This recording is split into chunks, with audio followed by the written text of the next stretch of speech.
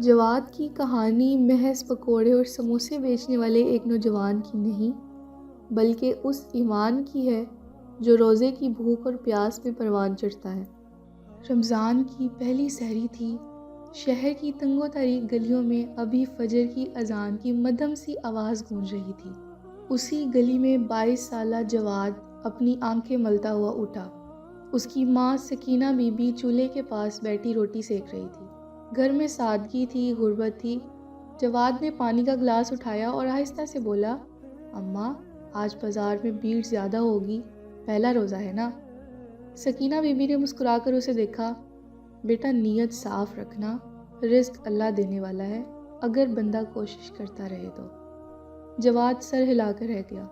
وہ جانتا تھا کہ ان کے گھر کا خرچ انہی کی چھوٹی سی ریڑھی سے چلتا ہے، جہاں وہ شام کے وقت پکوڑے اور سموسے بیچتا تھا۔ باپ کا سایہ بچپن میں ہی اٹھ گیا تھا۔ ماں نے سلائی کر کے اسے پالا اور اب جواد اپنی جوانی کی دہلیز پر قدم رکھ چکا تھا۔ اس کی آنکھوں میں خواب تھے، مگر حالات کی سختی نے انہیں دھندلا دیا تھا۔ سحری کے بعد وہ مسجد گیا۔ محلے کی چھوٹی سی مسجد میں نمازیوں کی تعداد کم تھی، مگر روحانیت بھرپور تھی۔ امام صاحب نے مختصر بیان میں تقویٰ اور صبر کی بات کی۔ جواد سوچنے لگا کہ کیا واقعی انسان صبر والا ہے؟ دن چڑھا تو گرمی نے شدت اختیار کر لی۔ جواد نے اپنی پرانی سی ریڑھی نکالی اور بازار کی طرف چل پڑا۔ بازار میں پہلے سے ہی چہل پہل شروع ہو چکی تھی۔ سبزی فروش آوازیں لگا رہے تھے، کپڑے والے گاہکوں کو لبھا رہے تھے اور ہر طرف رمضان کی رونق دکھائی دے رہی تھی۔ جواد نے ایک کونے میں اپنی جگہ سنبھالی، تیل کی کڑائی رکھی اور بیسن گھولنے لگا۔ دوپہر کے وقت دھوپ تیز ہو گئی، پیاس شدت اختیار کرنے لگی، مگر جواد کے چہرے پر عزم تھا۔ وہ جانتا تھا کہ روزہ صرف بھوکا رہنے کا نام نہیں، بلکہ نفس پر قابو پانے کا بھی نام ہے۔ اسی دوران اس کا دوست نعمان آیا جو قریبی دکان پر کام کرتا تھا۔ کیسے ہو جواد؟ نعمان نے پوچھا۔ اللہ کا شکر ہے، بس گرمی ذرا زیادہ ہے۔ نعمان نے کہا، یار آج میں نے مالک کو دیکھا، وہ ملاوٹ والا تیل استعمال کر رہا تھا، کہتا ہے خرچ کم پڑتا ہے، تم بھی اگر ایسا کرو تو منافع زیادہ ہوگا۔ جواد کے ہاتھ رک گئے۔ اس نے نعمان کی طرف غور سے دیکھا۔ نہیں نعمان، میں حرام کا پیسہ نہیں کما سکتا۔ نعمان نے کندھے اچکائے اور چلا گیا، مگر اس کے الفاظ جواد کے ذہن میں گونجتے رہے۔ واقعی اگر وہ سستا تیل استعمال کرے تو منافع دگنا ہو سکتا تھا۔ شام ڈھلنے لگی، بازار میں خریداروں کا رش بڑھ گیا۔ لوگ افطار کے لیے پکوڑے اور سموسے خریدنے لگے۔ جواد تیزی سے کام کر رہا تھا۔ تیل کی خوشبو فضا میں پھیل گئی تھی۔ اچانک ایک بوڑھی عورت اس کے پاس آئی۔ اس کے کپڑے بوسیدہ تھے اور آنکھوں میں تھکن نمایاں تھی۔ بیٹا 2 سموسے دے دو، مگر میرے پاس پورے پیسے نہیں ہیں۔ جواد نے اس کی طرف دیکھا اور دل میں ہمدردی جاگی۔ اماں آپ پیسے کی فکر نہ کریں، یہ لے جائیں۔ بوڑھی عورت کی آنکھوں میں آنسو آ گئے۔ اللہ تمہیں خوش رکھے بیٹا۔ یہ منظر دیکھ کر پاس کھڑا ایک شخص بولا، تم ایسے مفت بانٹو گے تو کاروبار کیسے چلے گا؟ جواد نے کہا، رزق دینے والا اوپر ہے، میں تو صرف وسیلہ ہوں۔ اگر اس کی مخلوق کا خیال کروں گا تو وہ بھی میرا خیال کرے گا۔ افطار کے وقت اذان ہوئی تو جواد نے جلدی سے ایک کھجور کھائی اور پانی پیا۔ اس کے دل میں سکون تھا، اس نے دن بھر کی تھکن کو بھلا دیا۔ مگر اسی لمحے ایک اور آزمائش اس کا انتظار کر رہی تھی۔ ایک امیر تاجر جو بازار میں مشہور تھا اس کے پاس آیا۔ سن لڑکے، تمہارے پکوڑے اچھے ہیں، میں چاہتا ہوں کہ تم میرے ہوٹل کے لیے سامان تیار کرو، مگر ایک شرط ہے، قیمت کم رکھنی ہوگی اور معیار کی پرواہ نہیں کرنی۔ گاہک کو کیا پتہ چلتا ہے؟ جواد کا دل دھڑکنے لگا۔ یہ موقع اس کی زندگی تو بدل سکتا تھا، مگر شرط سن کر اس کے قدم ڈگمگا گئے۔ میں سوچ کر جواب دوں گا۔ رات کو گھر واپس آیا تو سکینہ بی بی سلائی مشین کے پاس بیٹھی تھی۔ بیٹا آج دن کیسا رہا؟ جواد نے سارا قصہ سنایا۔ ماں خاموشی سے سنتی رہی اور پھر بولی، بیٹا ایمان کا سودا نہ کرنا، اگر اللہ نے چاہا تو رزق ویسے بھی مل جائے گا۔ جواد نے سر جھکا لیا، اس کی آنکھوں میں نمی تھی۔ وہ جانتا تھا کہ یہ فیصلہ آسان نہیں ہوگا۔ باہر گلی میں بچے پٹاخے جلا رہے تھے اور رمضان کی رونق عروج پر تھی، مگر اس کے دل میں کشمکش جاری تھی۔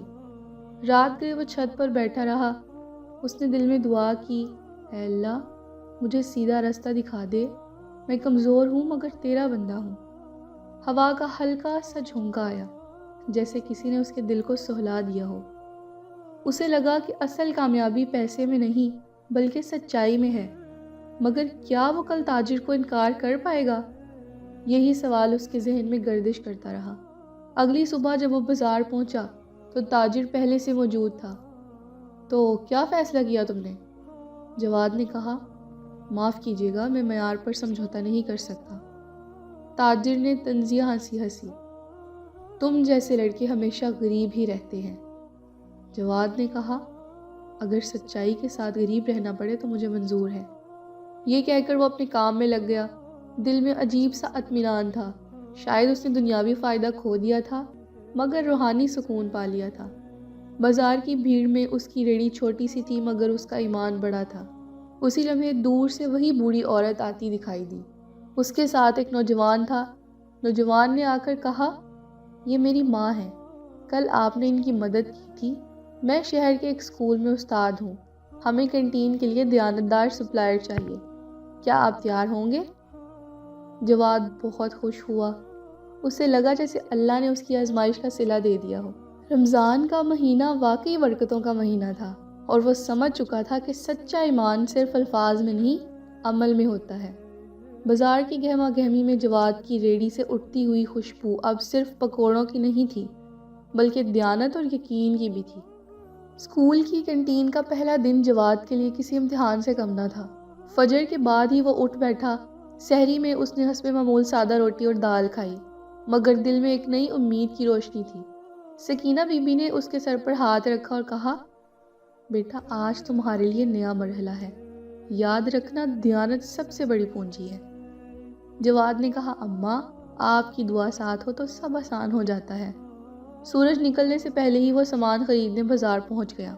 تازہ آلو، پیاز، ہری مرچیں اور خالص تیل، وہ ہر چیز خود دیکھ بھال کر لیتا تاکہ معیار میں کمی نہ آئے۔ اس نے دل میں ٹھان لیا تھا کہ چاہے منافع کم ہو مگر کھانے میں ملاوٹ نہیں کروں گا۔ اسکول ایک متوسط علاقے میں تھا جہاں زیادہ تر مزدوروں اور کلرکوں کے بچے پڑھتے تھے۔ عمارت سادہ مگر صاف ستھری تھی۔ گیٹ پر کھڑے چوکیدار نے اسے اندر جانے دیا۔ کینٹین کے کمرے میں ایک پرانی سی میز، چند بینچیں اور چولہا رکھا تھا۔ جواد نے سارا سامان رکھا اور کام شروع کیا۔ چند ہی دیر میں بچوں کی چہکار سنائی دینے لگی۔ وقفے کی گھنٹی بجی تو بچے دوڑتے ہوئے کینٹین کی طرف آئے۔ بھائی جان 2 سموسے، میرے لیے پکوڑے، چٹنی زیادہ ڈالنا۔ جواد مسکراتے ہوئے سب کو سنبھالتا رہا۔ اس کے ہاتھ تیزی سے چل رہے تھے۔ بچوں کے معصوم چہرے دیکھ کر اسے اپنی بہن یاد آ گئی جو ابھی 7ویں جماعت میں تھی۔ وہ دل ہی دل میں دعا کرنے لگا کہ اللہ اسے بھی پڑھ لکھ کر کامیاب کرے۔ اسی دوران ایک دبلا پتلا لڑکا کاؤنٹر کے پاس آیا۔ اس کی آنکھوں میں جھجک تھی۔ بھائی میرے پاس صرف 10 روپے ہیں۔ جواد نے پوچھا، بیٹا نام کیا ہے تمہارا؟ حارث۔ جواد نے مسکرا کر 2 پکوڑے اس کے ہاتھ میں رکھ دیے۔ یہ لو اور پڑھائی پر دھیان دینا، اللہ آپ کو جزا دے۔ یہ منظر دیکھ کر پاس کھڑے ایک استاد جن کا نام فہد صاحب تھا خاموشی سے مسکرائے۔ وہی نوجوان تھے جو کل اپنی اماں کے ساتھ آئے تھے۔ انہوں نے قریب آ کر کہا، جواد بھائی آپ کا رویہ بچوں کے لیے مثال بن سکتا ہے۔ جواد نے عاجزی سے جواب دیا، میں تو بس اپنا فرض نبھا رہا ہوں۔ کچھ دن گزر گئے۔ گرمی اور روزے کی شدت کے باوجود جواد کے چہرے پر تھکن کے بجائے اطمینان تھا مگر آزمائشیں ابھی ختم نہیں ہوئی تھیں۔ دوپہر کے وقت اسکول کے منتظم قاسم صاحب کینٹین میں آئے۔ ان کی پیشانی پر سختی کے آثار تھے۔ سنیں جواد، ہمیں قیمتیں کم رکھنی ہوں گی، دوسرے سپلائر کم ریٹ پر دینے کو تیار ہیں۔ جواد نے ادب سے کہا، سر میں پہلے ہی کم منافع پر کام کر رہا ہوں، اگر معیار کم کروں تو قیمت کم ہو سکتی ہے مگر میں ایسا نہیں کر سکتا۔ قاسم صاحب نے قدر ناراضی سے کہا، دیکھیں ہمیں بجٹ کا خیال رکھنا ہوتا ہے، سوچ لیجیے گا۔ یہ کہہ کر وہ چلے گئے۔ جواد نے سوچا کہ ہر جگہ یہی امتحان ہوگا۔ شام کو جب وہ گھر پہنچا تو سکینہ بی بی نے اس کے چہرے پر پریشانی بھانپ لی۔ کیا ہوا بیٹا؟ جواد نے سارا معاملہ بتایا۔ بیٹا یاد رکھو، جو رزق تمہارے نصیب میں ہے نا وہ تمہیں مل کر رہے گا، لیکن سچائی کا دامن کبھی نہ چھوڑنا۔ اگلے دن اسی کشمکش میں گزرے۔ بچوں کو جواد دیے سموسے اور پکوڑے پسند آنے لگے تھے۔ وہ اسے جواد بھائی کہہ کر پکارتے اور اس کے گرد جمع ہو جاتے۔ اس کے رویے میں شفقت تھی، لہجے میں نرمی، اور اکثر بچوں کو صفائی اور سچائی کی تلقین بھی کرتا۔ ایک دن اسکول میں افطار کا اہتمام کیا گیا۔ اساتذہ اور چند والدین بھی مدعو تھے۔ کینٹین کی ذمہ داری جواد کو سونپی گئی۔ اس نے پورا دن محنت سے تیاری کی۔ کڑھائی میں سنہری پکوڑے تلے جا رہے تھے، سموسوں کی خوشبو فضا میں پھیل رہی تھی۔ پسینہ اس کے ماتھے پر تھا مگر دل میں شکر تھا۔ افطار کے وقت جب سب کھانا کھا چکے تو تعریفوں کا سلسلہ شروع ہو گیا۔ واہ کیا ذائقہ ہے، بالکل گھر جیسا۔ فہد صاحب نے سب کے سامنے کہا، یہ سب جواد بھائی کی محنت اور دیانت کا نتیجہ ہے۔ قاسم صاحب بھی موجود تھے۔ انہوں نے خاموشی سے سر ہلا دیا۔ شاید ان کے دل میں بھی نرم گوشہ پیدا ہو رہا تھا۔ اسی دوران اچانک خبر آئی کہ بازار میں ملاوٹ والے تیل کی وجہ سے کئی لوگ بیمار ہو گئے ہیں۔ ایک معروف دکاندار کی دکان سیل کر دی گئی ہے۔ جواد نے جب یہ سنا تو اس کے دل میں شکر کی لہر دوڑ گئی۔ اگر وہ بھی لالچ میں آ جاتا تو شاید اس کا بھی نام بدنامی کی فہرست میں ہوتا۔ اگلے دن قاسم صاحب دوبارہ کینٹین میں آئے۔ اس بار ان کا لہجہ مختلف تھا۔ جواد، میں نے سنا ہے کہ تم خالص سامان تیار کرتے ہو۔ ہمیں تم جیسے آدمی کی ہی ضرورت ہے۔ قیمت وہی رہے گی، ہم کم بجٹ میں ایڈجسٹ کر لیں گے۔ جواد نے کہا، شکریہ سر، میں پوری کوشش کروں گا کہ معیار برقرار رہے۔ اس لمحے اس سے محسوس ہوا کہ سچا ایمان صرف ذاتی عبادت تک محدود نہیں بلکہ معاملات میں دیانت بھی اس کا حصہ ہے۔ رمضان کے روزے نے اس کے اندر صبر اور استقامت پیدا کر دی تھی۔ کچھ ہی دنوں میں اسکول کے علاوہ قریبی دفتر سے بھی آرڈر آنے لگے۔ جواد صبح سے شام تک مصروف رہتا۔ ماں اس کی مدد کرنے لگی۔ بہن خوشی سے کہتی، بھائی اب میں بھی اچھی کتابیں خرید سکوں گی۔ جواد مسکرا دیتا۔ وہ جانتا تھا کہ کامیابی کے ساتھ ذمہ داری بھی بڑھتی ہے۔ اس سے اپنے نفس کو قابو میں رکھنا ہوگا تاکہ غرور دل میں جگہ نہ بنائے۔ ایک رات تراویح کے بعد وہ مسجد کے صحن میں بیٹھا تھا۔ ٹھنڈی ہوا چل رہی تھی۔ امام صاحب نے قریب آ کر کہا، بیٹا سنا ہے تم نے سچائی پر سمجھوتا نہیں کیا، یہی اصل جہاد ہے۔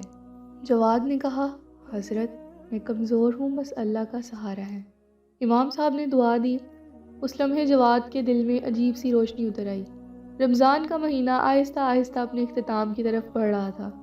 بازار اور اسکول دونوں جگہ اس کا نام دیانتدار نوجوان کے طور پر لیا جانے لگا تھا۔ مگر قسمت نے اس کے لیے ایک اور امتحان سنبھال رکھا تھا جو اس کے ایمان کو مزید پرکھنے والا تھا۔ جواد کو خبر نہ تھی کہ آنے والے دنوں میں اسے صرف کاروباری نہیں بلکہ اخلاقی اور جذباتی آزمائشوں کا بھی سامنا کرنا پڑے گا، مگر فی الحال اس کے دل میں یقین یہ تھا کہ جو شخص سچائی کے راستے پر چلتا ہے اللہ اس کے لیے راستہ خود بنا دیتا ہے۔ رمضان کی آخری عشرے کا آغاز ہو چکا تھا۔ بازاروں میں عید کی خریداری کی رونق بڑھنے لگی تھی، مگر جواد کے دل میں ایک عجیب سی سنجیدگی تھی۔ وہ جانتا تھا کہ اصل امتحان اکثر کامیابی کے بعد آتا ہے۔ اسکول اور دفتر کے آرڈرز نے اس کی آمدنی بہتر کر دی تھی۔ ایک صبح جب وہ سامان لینے بازار گیا تو اسے معلوم ہوا کہ وہی امیر تاجر جس نے کبھی اسے معیار پر سمجھوتا کرنے کا مشورہ دیا تھا اب مشکلات میں گھرا ہوا ہے۔ اس کی ہوٹل پر چھاپا پڑا تھا اور ملاوٹ ثابت ہو چکی تھی۔ لوگ چوک پر کھڑے باتیں کر رہے تھے، حرام کا انجام یہی ہوتا ہے، دولت تو بہت کمائی مگر عزت کھو دی۔ جواد خاموشی سے یہ سب سن کر آگے بڑھ گیا۔ اس کے دل میں غرور نہیں تھا بلکہ خوف سا تھا کہ کہیں وہ بھی کسی لغزش کا شکار نہ ہو جائے۔ اس نے دل ہی دل میں دعا کی، اے اللہ مجھے ہمیشہ سیدھے راستے پر قائم رکھنا۔ اسی دن اسکول میں ایک واقعہ پیش آیا۔ وقفے کے دوران دو بچے آپس میں لڑ پڑے۔ وجہ یہ تھی کہ ایک نے دوسرے پر الزام لگایا کہ اس نے اس کے پیسے چرا لیے۔ ماحول کشیدہ ہو گیا۔ فہد صاحب نے دونوں کو کینٹین کے پاس بلا لیا تاکہ معاملہ سلجھایا جا سکے۔ جواد بھی قریب کھڑا تھا۔ سچ بتاؤ کس نے پیسے لیے؟ دبلا پتلا حارث رونے لگا۔ میں نے نہیں لیے سر، میں نے کچھ نہیں کیا۔ اور پہلا لڑکا سعد بضد تھا کہ اس کے پیسے گم ہوئے ہیں اور حارث کے پاس زیادہ پکوڑے تھے۔ جواد نے خاموشی سے دونوں کو دیکھا۔ اسے اندازہ ہوا کہ شاید حارث کے پاس واقعی پیسے کم تھے اور اس نے کل اسے مفت پکوڑے دیے تھے، مگر اس نے سب کے سامنے یہ بات ظاہر نہیں کی۔ وہ آگے بڑھا اور بولا، سر کل میں نے حارث کو کچھ پکوڑے اپنے پاس سے دیے تھے، ہو سکتا ہے غلط فہمی ہوئی ہو۔ سعد نے چونک کر کہا، اوہ شاید میں نے جلدی میں الزام لگا دیا۔ فہد صاحب نے دونوں بچوں کو سمجھایا اور معاملہ ختم ہو گیا۔ بعد میں حارث چپکے سے جواد کے پاس آیا۔ بھائی آپ نے میری عزت بچا لی۔ جواد نے اس کے سر پر ہاتھ رکھا۔ بیٹا سچائی کبھی نہ چھوڑنا، غربت عیب نہیں، جھوٹ عیب ہے۔ یہ واقعہ جواد کے لیے بھی سبق تھا۔ اس نے محسوس کیا کہ ایمان صرف اپنے کاروبار میں دیانت تک محدود نہیں، بلکہ دوسروں کی عزت کی حفاظت بھی اس کا حصہ ہے۔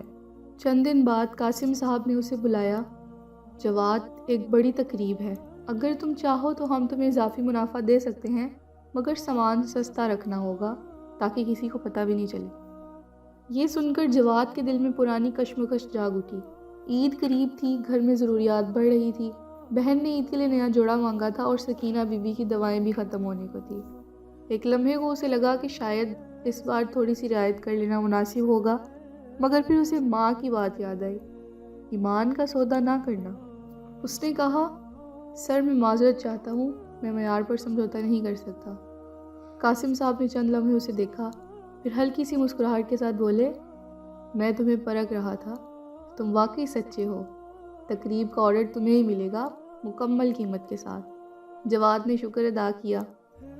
عید کی چاند رات آئی تو محلے میں رونق تھی۔ بچے آتش بازی کر رہے تھے، عورتیں مہندی لگا رہی تھیں، سکینہ بی بی نے سادہ سا سوئیوں کا انتظام کیا۔ جواد نے بہن کو نیا جوڑا دیا تو اس کی آنکھوں میں خوشی کے آنسو آ گئے۔